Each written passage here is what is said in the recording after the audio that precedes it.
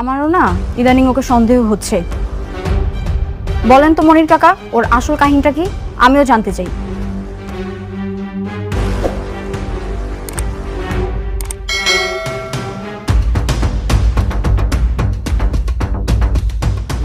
আসসালামু আলাইকুম বন্ধুরা। দুনিয়া টাকার গোলাম নাটকের ৩ নম্বর পর্বের সেই অবিশ্বাস্য মোড় আর ইমোশনাল ধামাকা দেখার পর আপনারা যারা আগামী ৪ নম্বর পর্বের জন্য তীব্র উত্তেজনা আর ব্যাকুলতা নিয়ে অপেক্ষা করছেন, আজকের ভিডিওটি তাদের জন্য অনেক স্পেশাল হতে যাচ্ছে।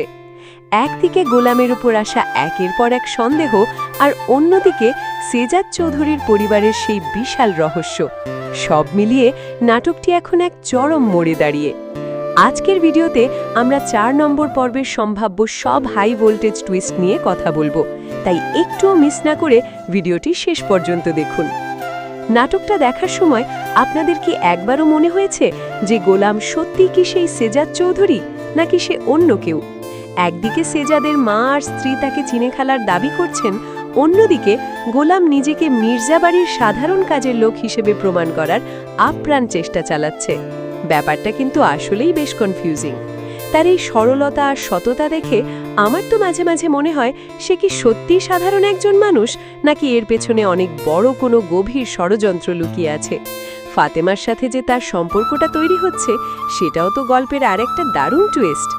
আর মনির কাকার কথা তো ভুললে চলবে না।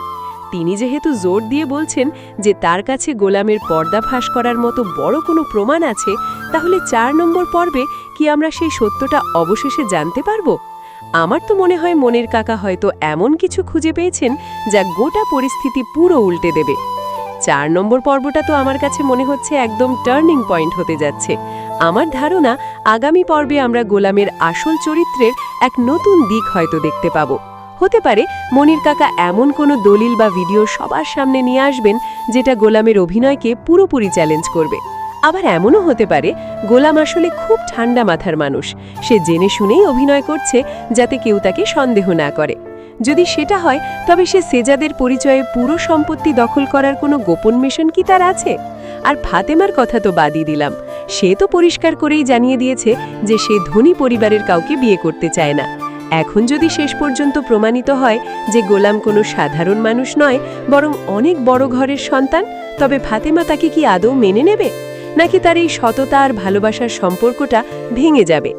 ৪ নম্বর পর্বে আমরা সম্ভবত এই সব কিছুর একটা বড় উত্তর পেতে যাচ্ছি। আপনাদের কি মনে হয় বন্ধুরা, গোলাম কি আসলে নির্দোষ, নাকি সে খুব দক্ষ একজন অভিনেতা? মনির কাকা কি আসলে কিছু ফাঁস করতে পারবে? আমাকে কমেন্ট করে আপনাদের মতামতগুলো অবশ্যই জানাবেন। নাটকের ৪ নম্বর পর্বের জন্য কে কে অধীর আগ্রহে অপেক্ষা করছেন সেটাও জানাতে ভুলবেন না। আজকের মতো এখানেই বিদায় নিচ্ছি। সবাই খুব ভালো থাকুন। আল্লাহ হাফেজ।